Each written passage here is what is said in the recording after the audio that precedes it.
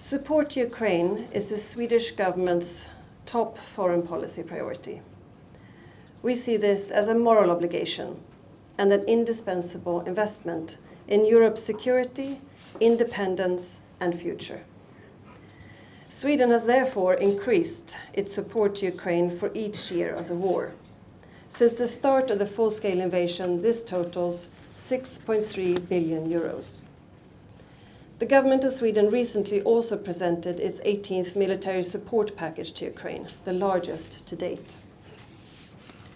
Our unequivocal focus is to make Ukraine's position stronger, because the only sustainable peace is one that Ukraine achieves through strength. Peace negotiated from a position of weakness would only encourage further Russian aggression. Such a development is of great concern, especially for small countries such as Sweden and North Macedonia. The EU is crucial to securing long-term and robust support to Ukraine and to constraining Russia. The EU also plays an increasingly important role in strengthening the defense industry, military mobility, and civil preparedness in Europe. Moreover, the EU is key to imposing effective sanctions. Sweden has pushed for sanctions against Russia's shadow fleet and liquefied natural gas, and for using the extraordinary revenues generated by immobilized Russian assets to support Ukraine. This year, Sweden marks 30 years of EU membership. The EU's continued enlargement and cooperation with partners in our neighborhood are essential to our security and economy. To us, EU enlargement is a geostrategic investment in peace, democracy, security, stability, and prosperity. It is in our interest to help the candidate countries to move closer to the Union. We proudly do so, both in Ukraine and in North Macedonia, through large reform cooperation programs. Sweden's support for the candidate countries is strong, but not unconditional. Their pace of reform is decisive. A colleague who follows Ukraine's reforms closely said to me that the Ukrainians are reforming as if their lives depend on it.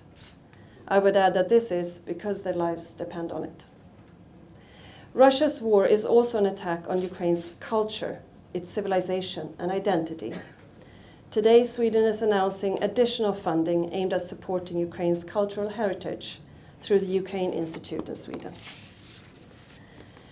To close, let us remind ourselves of the fact: in 2022, Russia launched a full-scale invasion of a democratic and sovereign country against the UN Charter and international law.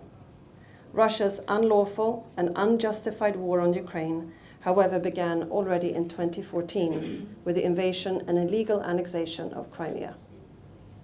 Sweden's Prime Minister Ulf Kristersson is today in Kiev, and his message is clear: no decision about Ukraine without Ukraine. No decisions about Europe without Europe. We stand together to defend the international legal order and maintain peace and stability in our region, for the sake of Ukraine, for the sake of our own countries, and in defense of a rules-based world order that serves the purpose of peace and prosperity for all. Dear Larissa, Sweden will continue to provide political, humanitarian, military and financial support to Ukraine for as long as it takes. Thank you. Slava Ukraini.